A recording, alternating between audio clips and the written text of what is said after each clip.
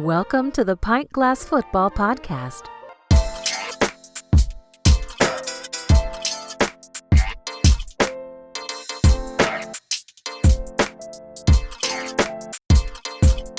Pint Glass Football, NFL and college football, we are back. Season 6 is here. PintGlassFootball.com is the website. Subscribe, rate, and review the podcast. Once again, I'm your host, Brad Fowler. What's up, PGF Nation?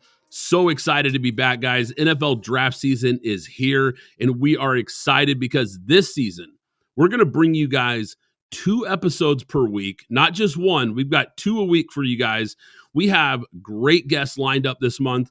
Plus, we'll have exclusive video content on our YouTube page this season. That's going to be coming soon. And of course, we're still putting out exclusive articles, plenty of those covering the draft, of course. Those are out already. There's going to be more of those coming. Subscribe to the newsletter on pintglassfootball.com to get those free directly sent to your inbox. But today, we're kicking off draft season with the quarterbacks. We're going to rank our top 5 quarterbacks in this class, and we're going to break down their games in detail. Joining me, like always, my co-host, Alex Higdon. Alex, what is going on? Yeah, Brad. I mean, we took off the last 4 to 5 weeks or since the Super Bowl. However, I felt that we've been digging in tape from the time the Super Bowl ended until now, and now we're raring to go with a lot of this breakdown and analysis of this upcoming draft. Yeah, absolutely, guys. And like I mentioned, still putting out articles, still been watching tape, still been looking at all these players from the first round all the way to the last round. We're going to have it all covered for you guys. But like I said, let's start with the quarterbacks today, Alex. This is a quarterback class that's getting a lot of buzz because we've got a lot of guys that are going to go in the first round. I think there's a good chance that all 5 of these guys, maybe 6, go in the first round, Alex. A lot of really promising players, a lot of promising prospects here that people are excited about. Let's start with QB1. I think we know who it is, Alex. I know for me, I think I can safely say for you, it's Caleb Williams out of USC. What do you like about this guy's game? What really stands out to you when you watch his tape? Yeah, Brad, we know the hype that's been building around this kid, this Patrick Mahomes 2.0 hype train that the pundits and a lot of the media outlets have been really trying to push, which I think is, disingenuous to this kid's actual real talent and what we're seeing. But I do understand what we're talking about and some of the likeness to the arm angles and some of what he does looking down the field to make the bigger play. And then there's the mobility aspect to him. But a lot of what we saw in Caleb Williams, and I really want to talk about the skill set. There's a lot of talk about him going into the stands and a lot of stuff that's kind of off the field. But if we just stick within between the white lines and what he did, the first thing that we need to talk about, Caleb Williams is really going to be the first NIL star that's coming into the league. So we are now entering a new class of player across the board, even regardless of position, because there's going to be some other players that we'll talk about down the line as well. But Caleb Williams being the number 1 pick, having one of the larger NIL deals and living the way that he's been living throughout, he's had to have a level and sense of maturity in order to be able to handle that first and foremost. So there are some leadership quality skills that people don't talk about that is there. Then if we talk about in between the lines, that offensive line was atrocious this year for the most part. He was running for his life, but still maintained that mobility, what we were able to see, and that's something that the NFL is looking for. And then eyes consistently down the field. I watched him on several different throws, on several different games, go 1, 2, 3, and be able to make the right read, check downs at times, and make even the bigger plays to get this team back into games when they were out of it. Because truthfully, there was no running game, and everything that mattered with this kid relied on his arm because the defense on the other side was also bad as well. So a lot of what we saw was really Caleb Williams putting the team on his back, and I can imagine if you're an NFL team, these are some of the traits that you're looking for. We're going to have to really talk about the one thing that really popped out a lot in the back-to-back games with Notre Dame and Utah, and then we could talk about Washington and Oregon, but that Notre Dame game was really, truly a very bad game. You can always have a bad game, but this one against that type of defense, which is an NFL-style defense in Notre Dame, in hostile territory, is a game that really does stick out, not necessarily because it's a bad game. It's just because of what happened. The 3 interceptions, the 62%. It was just a lot going on, and that offensive line could not hold. So there is some context there, but a lot of the special things and unique things that we were looking for, Caleb, he was unable to do there. But again, that is against a very professional and about, I would say, 2 to 3 year defense that had been together, that was coming together as Notre Dame was actually making their run to try and to be into the playoffs. But Caleb still persevered after that, hit a couple more hiccups in Washington, and then that Oregon game was another bad game that we have to talk about. But again, that offensive line. So looking at where he's more than likely going to end up going, which will be Chicago, there's been a lot of things that Ryan Poles has done. This is obviously speculating where he is going to go, which it looks like.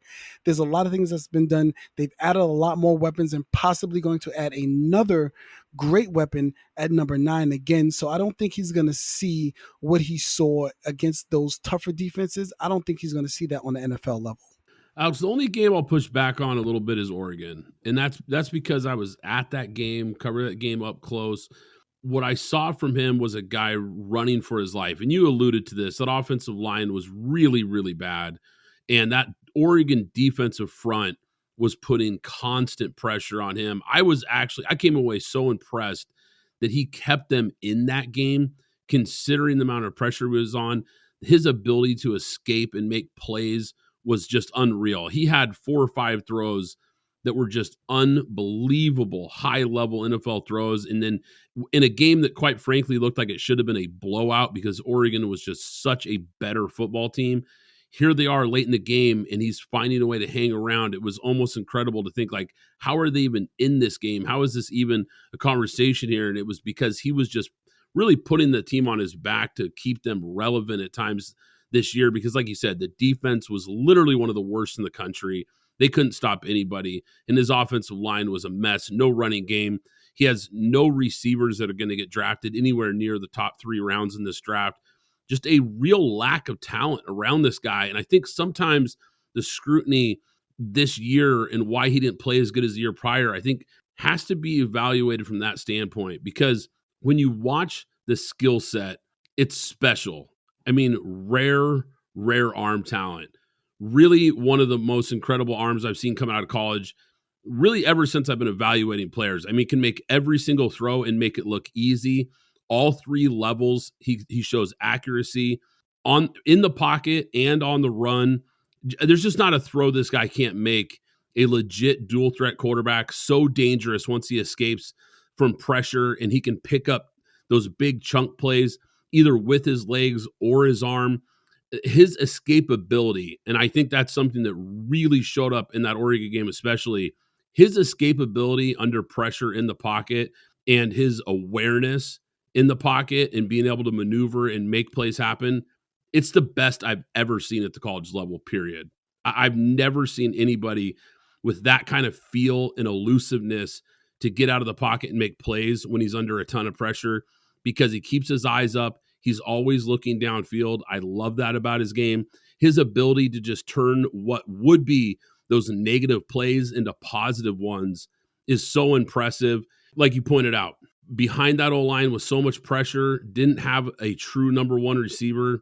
I think it was incredible that USC was even competitive at all this year, and it really was a one-man show. The arm talent, the accuracy, makes those tight window throws. I think he's an underrated athlete too, Alex. I really do. I think he doesn't get enough credit for actually how fast he is in the open field, and he's got a strong build. Some people have talked about the size. Look, he's over 6'1", 215 pounds. You talked about the Mahomes comparisons. He's less than an inch shorter than Mahomes and only about 10 pounds lighter. So you're talking about a guy that actually has a very similar build to Mahomes, and nobody ever talks about Mahomes being undersized. So I think it's kind of a weird narrative that some people are throwing out there. The RPO game for him is absolutely elite. He's just got that twitchy release, such a natural passer. Outside of the pocket, which everyone talks about, he threw 11 touchdown passes last year, had an 81.5 QBR, but I don't think he gets enough credit for how good he is in the pocket, because he completed almost 73% of his throws from inside the pocket this season. There's no can't miss prospect. There really isn't. But this kid is one of the most special quarterbacks I've ever evaluated, Alex. Yeah, Brad, you're absolutely right. He does have that flick of the wrist motion and things where, and it's at times, people really likened him to Patrick Mahomes, and I get the mobility and the angles, but I've seen actually some Aaron Rodgers throwing off platform back leg throws, but still accurate. Some of the things that we see from Aaron Rodgers. Again, not saying that this guy is Aaron Rodgers or Patrick Mahomes. We're just simply talking about some of the traits that we see, because at the end of the day, the elite aspect to those two QBs comes between the ears, and we're still waiting to see when he gets to the next level if some of what we saw translates to the next level. And again, we're gonna wait and see. There's a lot of questions about it. Again, the first NIL star, I think, is going to be a thing, and I think he is going to be, for lack of a better term, the first guinea pig of how teams start to evaluate going forward. Now that we are in this NIL era. Yeah, and that's absolutely fair, Alex. And I think the leadership and some of the attitude concerns that some people have had with him, I think they're hard to validate. I know this much, Alex. At his pro day, I watched closely because his teammates really seemed to like this guy. I was watching that pro day, and I was really watching more for that than I was the actual throws. And I was looking for how he responded around his teammates, how his teammates responded around him, his body language, and his reactions to and from his coaches and teammates. To me, it was encouraging because it showed me these guys like this guy. They like playing for this guy. Those are some of the leadership things that I think some people have questioned. And if he's a likable guy, I think that's important. When you're the quarterback, you're the face of the franchise, you're the leader. I think that is important. I thought there was some glimpses of some good things there at the pro day. Some of the things I guess you could nitpick his game would be, I think he does take too many big shots downfield. I think there's times when you watch the tape, he needs to settle down and just take the easy completion and just check down a little more often. I think actually sometimes he even needs to tuck it and run a little more often when there's yardage to be had instead of trying to make the big play. I think he swings for the home run a little too much. Not a super big red flag for me, though, because I think you can coach that. Ball security is something I think he also needs to work on. Didn't throw a whole lot of picks, but just too many fumbles. And I think that's something you can easily coach as well. Just getting two hands on the football in the pocket, being a little more secure with it. At times he needs to play a little more in structure because he tries to escape the pocket too quickly at times, which, look, when you're playing behind a battle line and you're constantly getting pressure, it's easy for me to sit here and critique that. But at the same time, I think at the next level, trusting your O-line a little more and stepping up in the pocket more often will help him. But yeah, this guy is so special. I cannot wait to see what he does in Chicago. Alex, this is where it gets interesting. Quarterback 2, because I think we have a different player here. Who's going to be your QB2, Alex, in your rankings? Oh, without a doubt, it's Michael Penix. And I say that I'm not wavering on that. I'm very solid and positive that it's Michael Penix without question.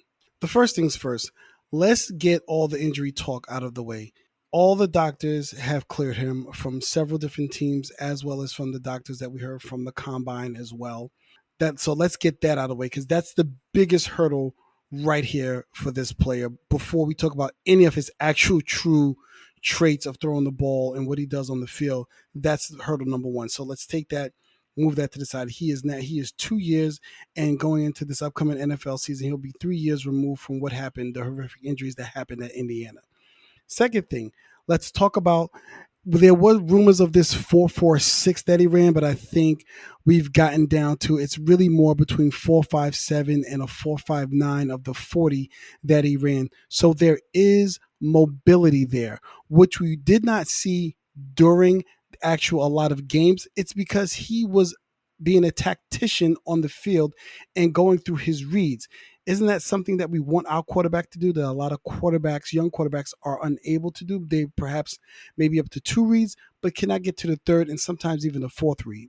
So that's the other part. And then I really dug into the Texas tape, because the Michigan tape is definitely not good tape on him, even though I saw a lot of reading the plays but not getting rid of the ball fast enough, and things that he did incorrectly, but I'll get to that later.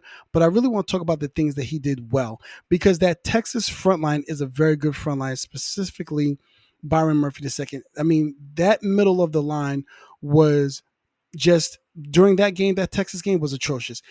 Byron Murphy was literally breaking through the line every single play, which literally shows his mobility. And I implore anyone who doesn't believe he has the mobility, please take a look at that tape if you can. Go on YouTube, wherever you can, and make sure you get the end zone view looking at the back of, so you can see the offensive line and the tackles coming up and breaking through the guards, and him having to sidestep and do several different things to get the ball down the field. And I'm talking about tight throws. I'm talking about looking at the safety, holding the safety, dart to Roma Dunze in the end zone, in between two defenders, the safety coming over, and then underneath where the cornerback is, and fitting it into tight windows, things that you want to see, things that I did not see from the other quarterbacks that we will talk about later, against the talent that was on that Texas defensive line, stepping up into the pocket, because that his offensive line was not holding during that game. You could see the leakage, and probably for anybody betting, foresight into what probably could have happened in Michigan. But he was stepping up and making play after play, using his legs, pocket awareness, going through the reads, and then the pinpoint accuracy and ball placement, which I love from Michael Penix. Alex, that probably surprised some people here. Michael Penix, QB2 on your board. He's not my QB2, but I still have him higher than most analysts as well, Alex. I have him at QB3, 6'2", 216. I like his size. Impressive production. You hit on it, Alex. This is a guy who really thrives inside the pocket. He is a throwback quarterback. In this modern era where everybody wants a dual threat, this guy can carve you up inside the pocket with rhythm, timing, passing, great touch, can make every throw. You hit it perfectly. Pinpoint accuracy, throws with great anticipation, high football IQ, quick processor, pre-snap and post-snap. Really important notification there, because this is a guy who can read the defense, knows where he wants to go with the football, and when a defense adjusts, he's quick to adjust on the fly as well. He's got a big arm. I mean, this ball flies off his hand. He makes deep throws look effortless. I love the spin and just how smooth of a passer he is. And you also mentioned this, Alex, and I had it in my notes as well. I think mobility is a really underrated part of his game. Yes, he's not a runner, but he showed, like you said, that 4.5 40 or whatever it ended up being. Look, that's fast enough. That tells you that this is a guy who's still an athlete and he can still move when he needs to. He just doesn't do it a lot because he doesn't have to when you're that good in the pocket. I think that's something we'll see a little more in his game. But the other part of the mobility that no one ever talks about is the mobility inside the pocket, because he is really good at shuffling his feet, stepping up in the pocket, avoiding pass rush, avoiding pressure. He has a really good awareness in the pocket, and he knows how to manipulate defenders without having to take off and run.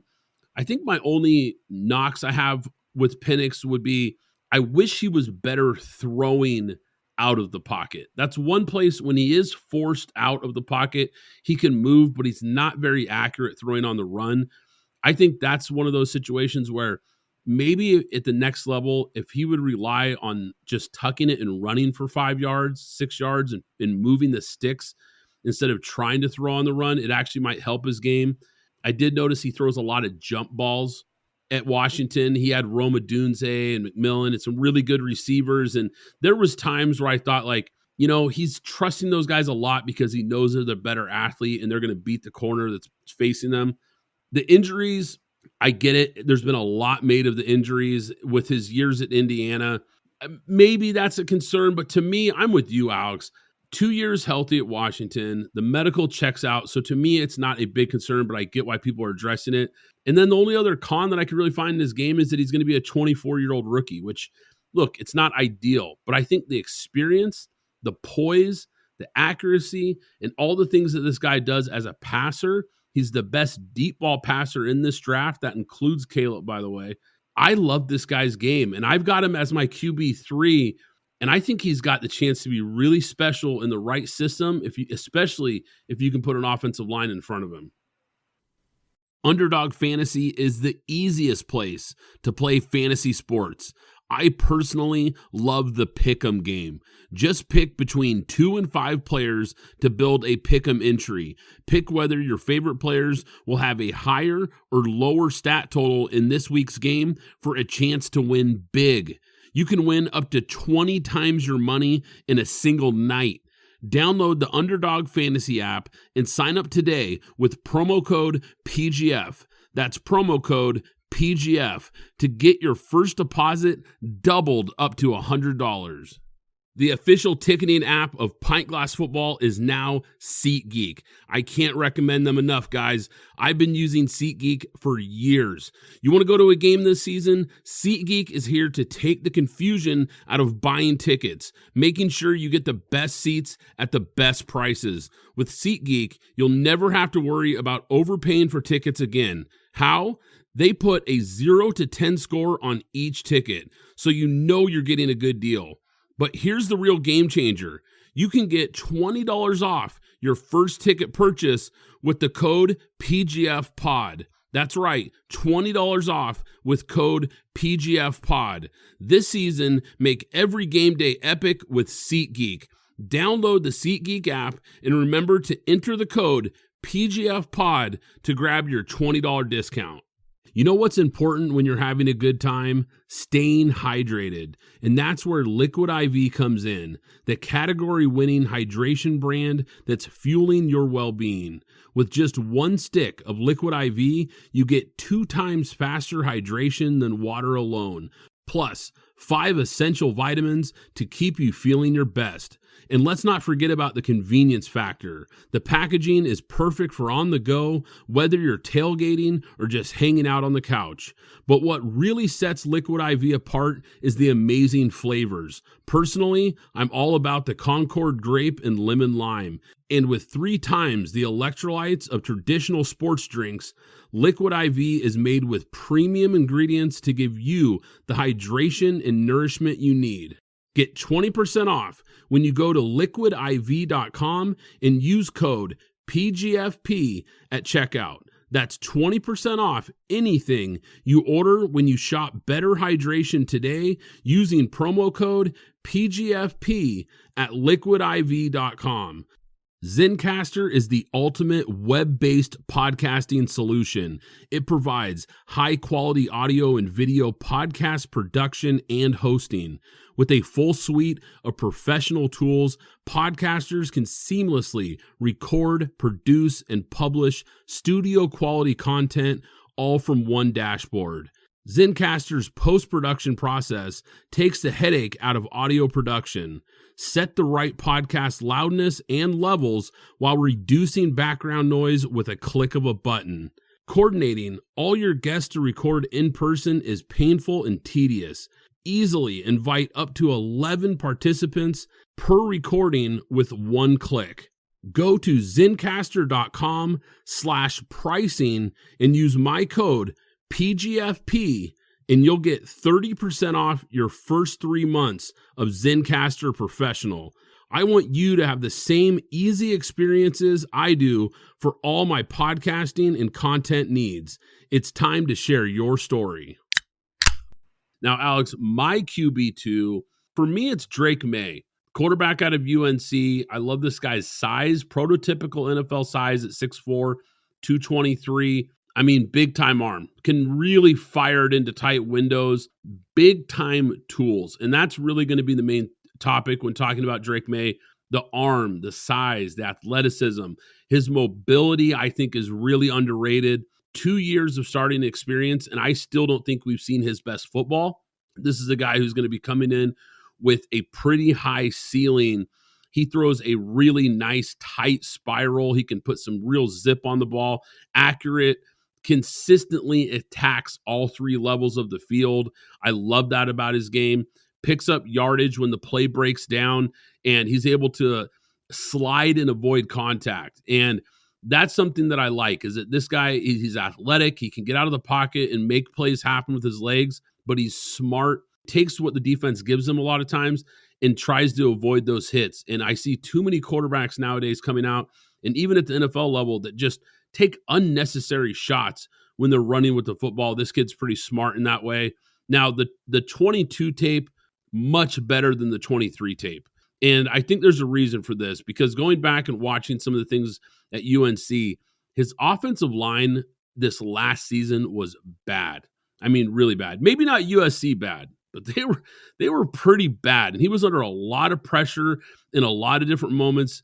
And his wide receivers were really mediocre. I mean, these are guys that just could not separate. They brought in a new offensive coordinator. I don't think it clicked right away. I thought the play calling was pretty questionable at times. Going back and watching tape, kind of scratching my head at times, wondering, like, what are they doing here with this play call? I don't think it really set him up for success, but it was an NFL style offense last season. So I think he did gain some valuable experience playing in that offense. I think some of the rough edges that he's going to have to smooth out at the next level. He has some questionable decision making at times, tries to force too many balls into coverage, especially when he's under pressure. Bit of a red flag, but I think it's something with some coaching and development you can work out of his game. I think the ceiling is really high for this guy. My player comp for him, Alex, is Justin Herbert. He kind of reminds me, let me take that back, maybe a poor man's Justin Herbert, because coming out, I had a higher grade on Herbert than I do on Drake May. I think Herbert was a better prospect. I just think if this guy puts it together, we could see a player in a similar mold and a similar player to that of a Justin Herbert, and we could be talking about him as one of the better quarterbacks in the league if he continues to develop at the next level. Yeah, Drake May. I mean, I am in the great state of North Carolina, so I've been privy to seeing a lot of this kid. He has the prototypical size. Let's just talk about that right away, which I think really puts him in a greater light than a few of the other QBs, because a lot of them don't have his build. In terms of Drake May, one of the things I did not like, and you're absolutely right, that 22 tape is way better than the 23 tape. But a lot of what I saw, especially in that Virginia loss, and as well as the Clemson loss, and then even when you go back to some of the previous years, there's just like a lack of those big game moments. And I'm watching and I'm waiting for him to have one of these moments, and it seems he kind of falters in big games. Because even if you go, like we talked about the 22 tape being a very good tape. Now, trust me, I understand. I just talked about Notre Dame a moment ago with Caleb Williams, and they are a huge issue when it comes to defense, because that defense has been playing together a long time, very well coached. He did have 5 touchdowns, but it was like I'm looking at some of the plays and I'm seeing what's going on. The offensive line was a little bit better, but obviously against that defense, that defensive line wasn't able to hold as well. But then you get to the Georgia Tech game, and losing, you don't lose to Georgia Tech. I'm sorry. Georgia Tech is not, this is not your Joe Hamilton Georgia Tech, the team that you played from back in the day. So a lot of those losses that I saw last year, they just really irked me. And then watching what he was doing in that game, I did not know what was going on. I didn't understand some of the reads and throws that he made. Very bad tape. And I don't know what's going on with Georgia Tech and North Carolina, but they seem to have an issue with them, and maybe Georgia Tech just has their number. This year, I actually thought he was a little bit better. I do love his base when he throws the ball. I love his mobility. I know you likened him to a quote-unquote poor man's Justin Herbert. My comp for him more is Kirk Cousins, but Kirk Cousins with mobility, in the sense that if you put him in the right system, if you get him on the right team, he's going to be able to do some really good things or things for you offensively. I'm not sure if he's going to be able to carry your team, but if you get him on a good team with a solid defense, and you get him on a team, let's say, I don't know, Minnesota or something like that, I think he's going to be very solid. Where he's mocked to, where we see him going to New England, I'm not sure if that's a very good fit, because they are very barren when it comes to weapons. And this is a kid that's going to need weapons and a running game to really succeed in this league. Alex, QB4, there's some people listening to this podcast right now. I can hear it coming through the speakers that are saying, wait a second, why haven't these guys brought up Jane Daniels yet? Well, he's my QB4. I think he's your QB4 too, Alex. And look, it's not that I dislike this guy. This is a deep quarterback class, but let's break down the tape. Let's break down what we saw from Jaden Daniels last season, Alex. 6'4", 210, really good at getting through his progressions. I like that about his game. I think he's an electric playmaker in the open field. I mean, really dynamic. There's times where it just doesn't look like there's a hole, and then boom, he's gone. Elite speed and agility for a quarterback. I mean, he can make guys miss in the open field. I think he's got a really good arm. He throws with accuracy. He throws with timing. I think his experience really shows up on tape. He can really read a defense, check into the right play more often than not. One of the most exciting dual threat quarterback prospects really that I've ever seen as far as the ability to throw and run, similar to a Lamar Jackson. I don't know if he's quite the level of player that Lamar has become, but I also think he's a more polished passer than Lamar was coming out of college. But he's just an incredible athlete. This is a guy, because of his running ability, his scrambling ability, it's going to set things up downfield for him. We saw that at LSU this last season. He's pretty accurate throwing on the move. He's a guy that does a nice job recognizing pre-snap pressure. I watched some tape of him just recently where I noticed him checking in and out of plays, getting into better looks. You love seeing that from an NFL prospect because you're going to have to be able to do that at the next level. I've got some cons I want to get to, but Alex, let's start with the pros here. What do you like about Jaden Daniels when you watch the tape? Well, the first thing we have to talk about is that mobility. I mean, it's, second to none in this specific draft. You did talk about him and just likened him to some of the things that we saw from Lamar Jackson. And I do 1000% agree. I believe he is a better passer than Lamar Jackson. I did look at a comparison between them because I know he's going to get compared to him a lot. But when I looked at both of them in college, Lamar had, I believe, about maybe he had 400 attempts in his last two full starting years. And then when you get to Jaden Daniels at LSU, he had under 400. However, the production is at a much higher clip.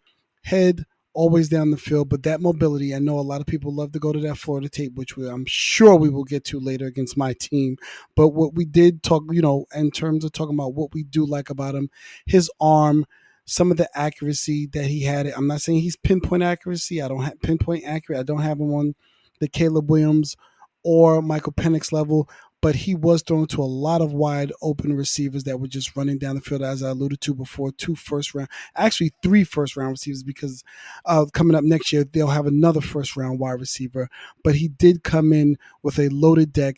That defense was atrocious, if I'm not mistaken. They were 133rd. So anything that they did this season, similar to Caleb Williams, was basically on his arm, and in this case, his legs as well. Yeah, absolutely. Highlighted the things that I really like about his game, but some of the things that stood out to me on tape, and I don't hear a lot of people talking about this, but I noticed he's got a longer release than I think you would ideally want. It's a little bit of a bigger windup. Now, it's not slow. He's got a quick release, which is good, but I wish he had a little bit more of a compact throwing style. And I'm with you, Alex. Just really tough to evaluate his tape at times, because when you watch it, there's so many wide open receivers. I mean, at times, it's almost like every play, there's wide open receivers all over the field, 3 steps, 4 steps on defenders, wide receivers that can separate at an elite level, guys that obviously we'll talk about in later episodes. I mean, he rarely had to make any tight window throws. And to me, that's a little bit concerning because you're not going to get guys wide open like that at the next level. And at the next level, we know you have to make those tight window throws. You have to fit it into these tight spaces between defenders. I'm not saying he never did it at LSU. I just didn't see a lot of it because he didn't have to, quite frankly. Now, he's a 5-year starter, but a late bloomer. I mean, this is a guy who really didn't pop until last year, and that was with all this elite talent around him and a great offensive play caller around him as well. I think he's a guy that really appears to be more comfortable when he's on the move, and I just didn't see him win enough from the pocket. Now, he's great when he's moving. When he's using his legs and he's getting out, He can create big time plays running and passing, but I think he's going to have to get a little bit better in the pocket, winning consistently, because you're not always going to be able to escape at the NFL level. And I think he also needs to improve working the middle of the field as a passer. He's really good on the outside, but I saw a lot of times where there was opportunities across the middle and he either couldn't take advantage or just didn't take advantage of those situations enough. And you know what, Brad? To be fair, I'm gonna botch this stat, but I remember looking at Drake May, Caleb Williams, and Michael Penix, as well as Jane Daniels. They only threw about 10% or less in the middle of the field, but they threw heavy outside the numbers. To be fair to what we're talking about with Jaden Daniels, but you're absolutely right. There is some mystery elbow going around. I don't know if it's true or not. No one's been able to verify if there is something there. Perhaps it's tied to the windup a little bit, but there's all type of speculation from validated media outlets as well as unvalidated media outlets, as well as doctors and unvalidated doctors. So I don't know what's going on with this mysterious elbow that's been circulating the internet. But nonetheless, I agree with you. I do have him as a top 5 quarterback. The one thing that I will say about Jane Daniels, and that I say about all running quarterbacks, you're absolutely right. The one thing that has not changed for 100 plus years in this game is that you better be able to stand in that pocket and throw darts. At some point in time, you're going to be limited to running the ball, and you need to be able to deliver a lot of what we saw this year from Lamar, since we're likening him to Lamar a lot, and as is the media. But you're going to have to stay in that pocket and really understand and compete and throw the ball at a high level from the pocket when they take your running lanes away. QB5, Alex. This is a guy that I think, quite frankly, we already know is probably going to get drafted higher than where we have him. And that's J.J. McCarthy at Michigan. Is he your QB5, Alex, on this list? Yes, he is. And I have a lot to say about him. All right, well, let's jump into it here. 6'2.5", 219 pounds. This is a guy who's a very intriguing prospect because he wowed scouts at his pro day and mostly on the whiteboard. And that's all the reports I keep hearing, is that he's got a really high football IQ and that he was a great interview and just really showed out in that way.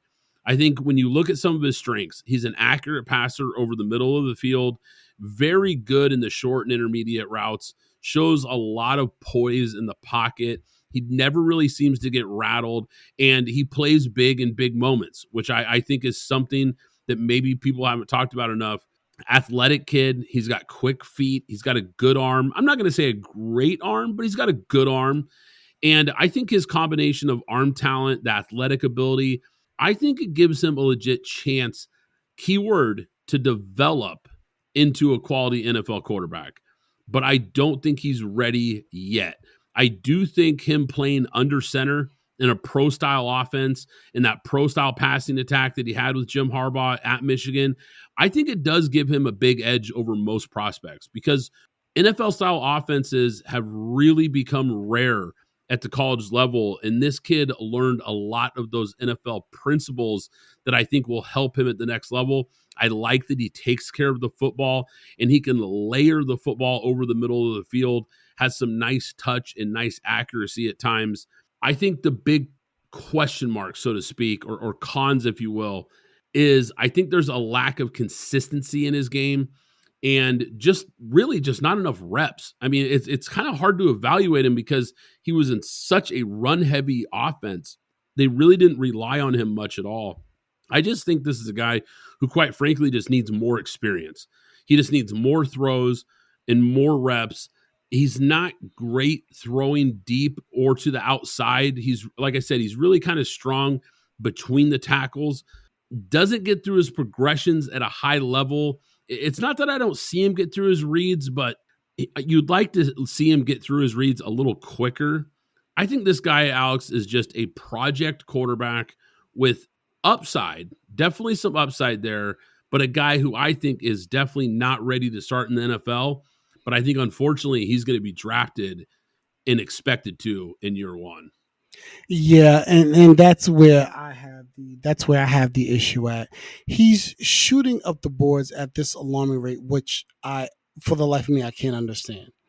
That's first and foremost. So this is where we start to talk about the draft a little bit differently, because we now are getting and I think it's going to happen for the next just the next 2 years, where we're going to get these since we're talking about quarterbacks, because it's really going to be a lot of players, but these COVID quarterbacks that have spent some time in the league, spent some time in college, some extra time in college, and now they're being criticized because of their age. And then here comes JJ McCarthy, who throughout the year was looked at as a back end first round pick. And then only after winning the national championship game did he go from being selected from 20 and after to now a top 10, and some boards a top 7 quarterback being chosen.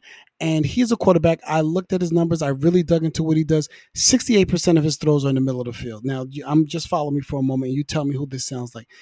It's not necessarily going to a tight end or he's dumping down or anything like that on angle routes. No, it's Roman Wilson and Cornelius Johnson on crossing routes. Now, the only he may hit them on the crosser in the middle of the field, or at times when he does hit his outside routes, it's because of the crossing route, and you can lose your receiver on the crossing routes across the field, that he may hit them on the outside. And a few of those throws, which is the only tape I could go to, because I don't believe he can throw the route tree. And what I mean by that is, of course, in shorts, of course, in a combine, of course, at a pro day, he's going to be able to make every throw. We'll talk about in-the-game situations, to what Brad was talking about.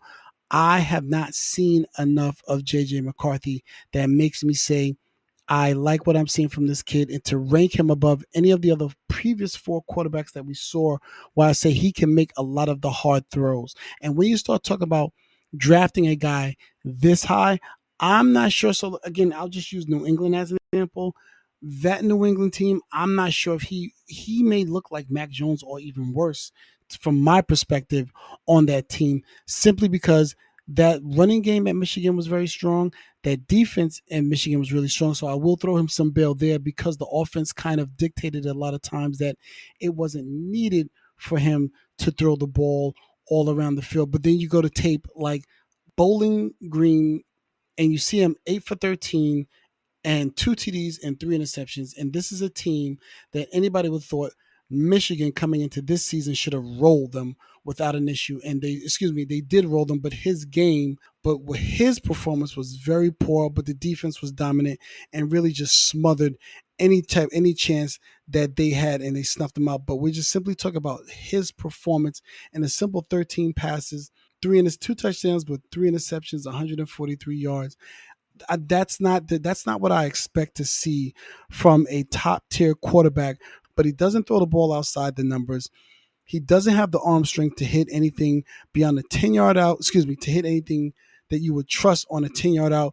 Let's just say somebody's sitting in a 2 deep zone to try and get it over the DB or before the safety can get to it. I don't think he can make any of those throws. I just don't see immediate start written all over this player. I have not seen enough of J.J. McCarthy. Guys, that is going to do it for our NFL Draft quarterback rankings. But like I said, we've got another episode coming later this week. Going to be doing 2 episodes a week for you guys. The exclusive YouTube videos and content coming out shortly as well. So be sure to check that out. We've got the newsletter with exclusive articles, tons of content for you guys. Great guests lined up as well all month. But guys, if you enjoy the podcast, do us a favor, subscribe, rate and review the podcast, Apple Podcasts, Spotify, tell a friend about the show, or share it on social media, because we really appreciate it, guys. But once again, excited to be back. I'm Brad Fowler. He's Alex Higdon. This is Pint Glass Football, and we'll catch you next time. Thanks for listening to the Pint Glass Football Podcast. Be sure to subscribe and follow us on Twitter at PGF Podcast.